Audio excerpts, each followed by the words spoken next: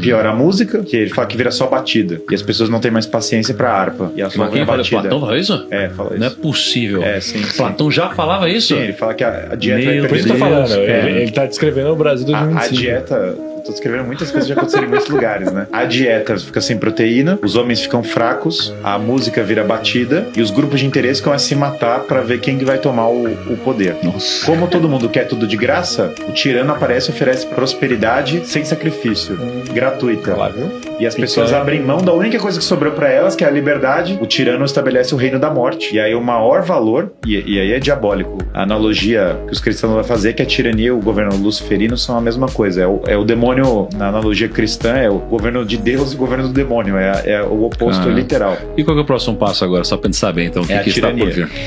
É a tirania. E aí a tirania é o governo da morte. E aí qual é a única forma de você derrotar uma tirania? É você ter uma aristocracia que vai restaurar o poder. E aí ele fala, se você não tiver isso, não tem forma. Não existe caminho fora. Ele fala assim, porque você está na mão do tirano, porque você não tem pessoas nem com poder suficiente para enfrentar o sistema. Porque aí você poderia falar assim, não, a grande solução contra a tirania é a democracia. Aí Platão ia rir da sua cara, ia falar assim, quantas multidões derrotam um tirano? Quantas vezes você viu isso acontecer? Nunca acontece.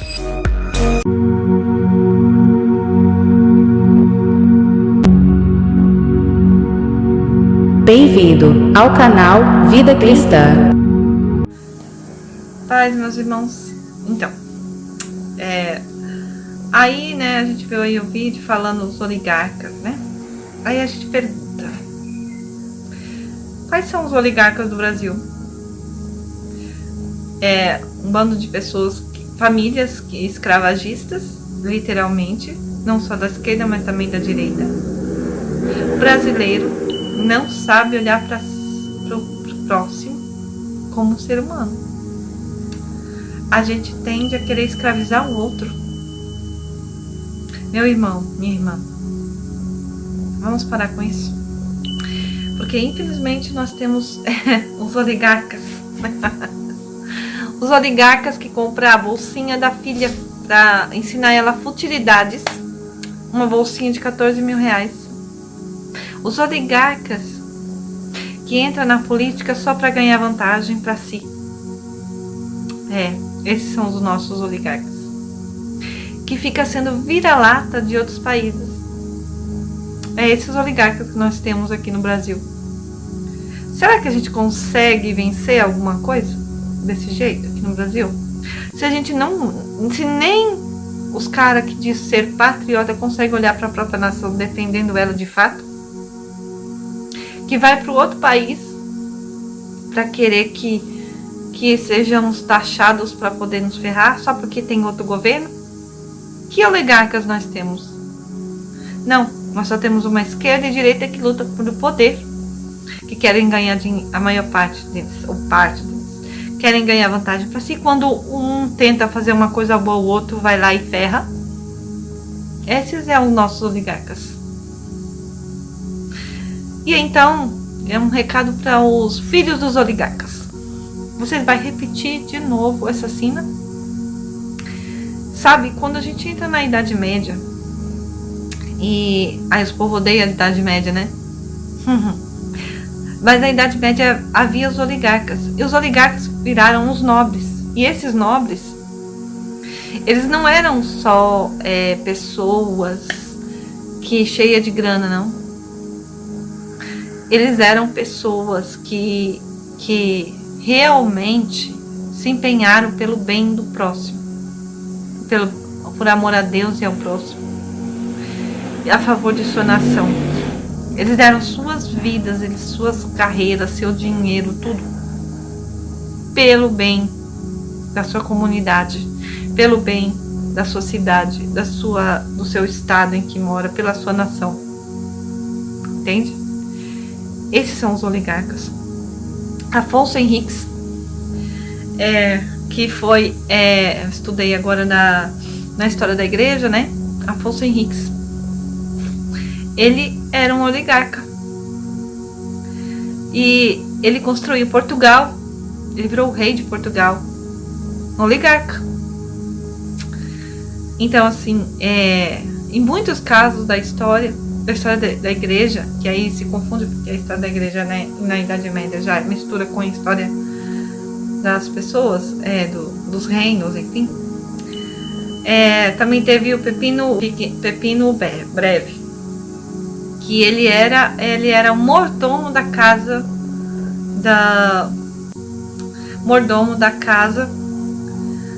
lá da França, né? De Clovis, que na época de Clovis era bom. Mas quem regia e cuidava de todas as coisas que tinha que resolver para a nação era ele, e não o rei. Quando depois ele virou rei, por quê? Porque ele ia atrás, ele ajudava a sua nação, sabe? Pergunta-se, por que Deus deu a você essa condição financeira alta? Por que Deus deu para você essa condição boa? Para você acumular mais bens e escravizar mais um monte? Não foi esse o propósito de Deus. Se você tem uma posição financeira alta, é para um propósito. E eu acredito assim, se você quer realmente mudar este país, se há vontade e bom coração em você de verdade, começa a olhar para o brasileiro, para a nação Brasil, e pergunta o que eu posso fazer de bom neste país. E quando eu digo sobre a redução da jornada de trabalho, é extremamente necessária hoje. Por quê? Vai possibilitar maior conhecimento das pessoas, maior entendimento e crescer a nação com maior força. Tem muitas vantagens na redução de jornada de trabalho. E uma delas é também a redução de jornada de crimes, por exemplo, a redução a condição de pais e mães mais próximos dos filhos, não é? E o ensinamento mais profundo da igreja, do entendimento de ir à igreja mais vezes, sabe? Porque assim, um dia na semana você tá acabado, viu? Isso quando você consegue ir. Deus do céu. Então assim, abra mais a mão, tá? Olhe a maneira justa de se ver, sabe? Porque aí a pessoa diz, eu contrato milhares de pessoas, mas as milhares de pessoas trabalham 6 por 1 e não sobra tempo nem para ela ir ao banheiro. Mal vê o filho, a filha, o marido, enfim, a mulher, sabe? A saúde está esgotada. Isso é um benefício que você está fazendo às pessoas? Você tem certeza que este é o benefício que Deus quer que você faça? Deus quer que você expanda, ajude, contrate mais funcionário, dê um salário mais digno para essas pessoas. Não queira lucrar o tempo inteiro, ganhar dinheiro. O Senhor pergunta para você, oligarca. Hoje pedirão a sua alma. E sabe quem pede a sua alma? É o diabo que pede a sua alma. Fala para mim, se hoje o diabo fosse pedir a sua alma, ele teria razões para tê-la? Ou não? Ele perderia a razão. O que ele diria para Deus? Então, eu quero esse cara aí para mim. Quero que ele vá para o inferno. Porque ele é um explorador. Ele explora milhares de famílias. Ele também é... Ele mal vê a família dele. Ele trai a mulher todo momento. Ele nem olha para os filhos. Eu quero ir, ó, tá vendo? E aí? Ele vai ser meu hoje. Qual é o argumento que Deus tem ao seu favor? Pergunta. Não, mas ele se arrependeu. Ele está corrigindo os seus erros. Será que Deus consegue falar isso por você? Ou não?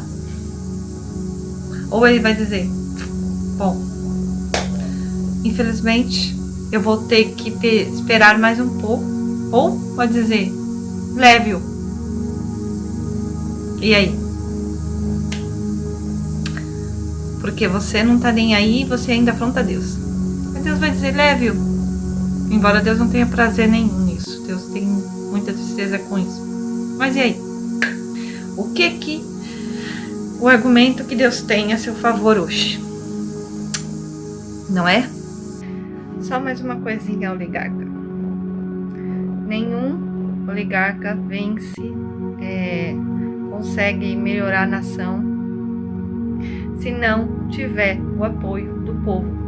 E como é que um oligarca consegue o apoio do povo? Apoiando o povo, né? Nas suas necessidades, nas suas necessidades que todo povo tem, né? Fazendo aquilo que é justo diante de Deus. Entendeu? Então isso inclui a redução de jornada de trabalho também.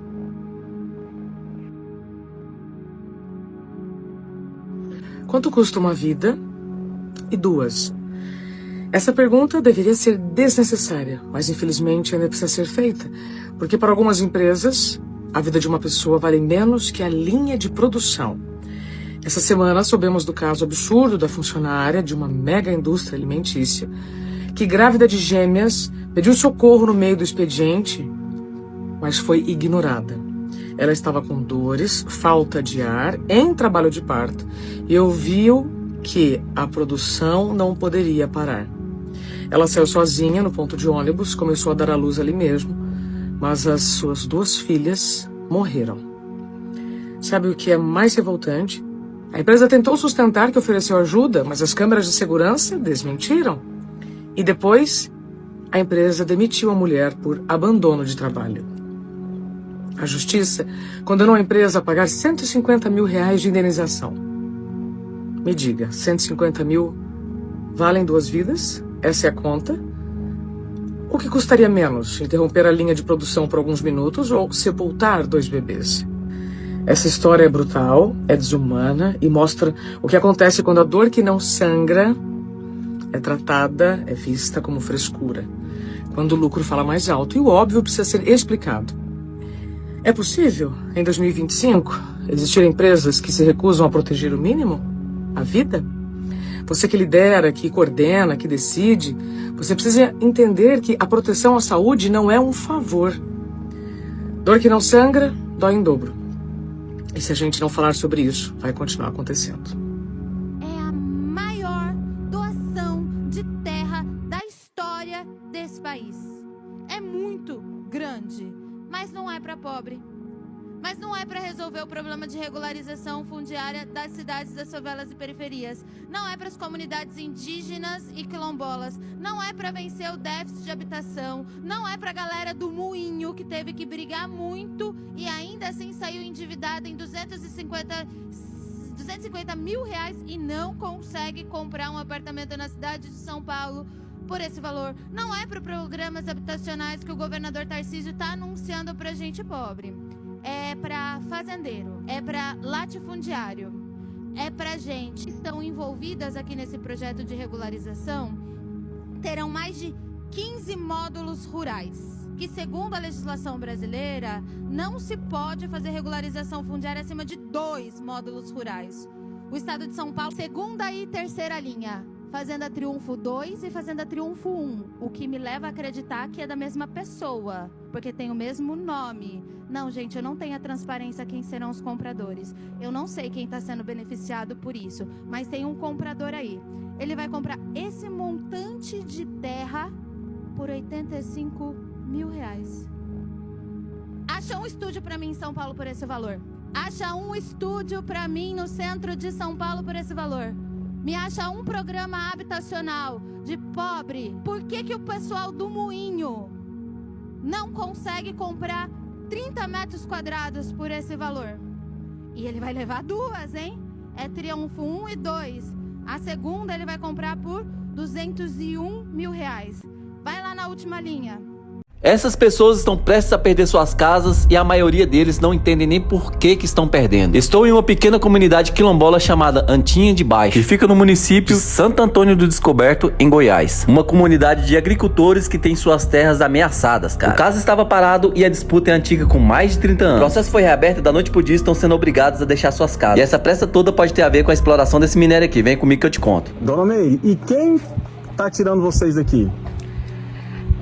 É o Murilo Caiado e o Brendo Caiado. Antinha de Baixo é uma comunidade humilde do nosso estado de Goiás. Muitas pessoas que moram nessa comunidade são herdeiras e têm as documentações das casas, porque a comunidade já existe há mais de 100 anos. O que a gente reparou é que a terra é muito irregular e muito rochosa, é pouco produtiva, apesar que o pessoal produz aí. E nem pra colocar gado é uma terra muito boa. E a gente ficou pensando por que a família do governador que tem tanta terra tá interessado logo nessa terra aí, cara. Bom, eu tive um palpite e vou seguir minha intuição. Eu acredito que é por causa desse minério aqui, mano. Ele se parece muito com material de terras raras. Bom, e se for o mesmo, tem duas coisas pegando e colocando uma pulga atrás da minha orelha. A primeira é por que essa terra tem que ser da família do governador e não pode ser do governo. Bom, gente, será que é pra vender mais caro no futuro quando descobrirem que são terras valiosas mesmo? Pra quem ficou boiando e não sabe que são terras raras, são terras que contêm mais de 17 elementos químicos e servem pra fazer todo tipo de circuito eletrônico. Ou seja, é o que tá movimentando a riqueza de hoje em dia. Como eu tô na dúvida, eu vou levar uma amostra pra um laboratório lá em Goiânia pra testar, pra ver se é isso mesmo. E a segunda coisa, mesmo se for isso, eles não podem deixar essas pessoas assim. Não deram nenhuma notificação, não vão dar indenização, não vão levar essas pessoas para outros lugares. Só 17 pessoas que conseguiram. E o que são 17 pessoas? Essa comunidade tem 400 famílias. Deixar essas famílias assim é uma tremenda injustiça. O poder público deve cuidar do social e não de interesses próprios.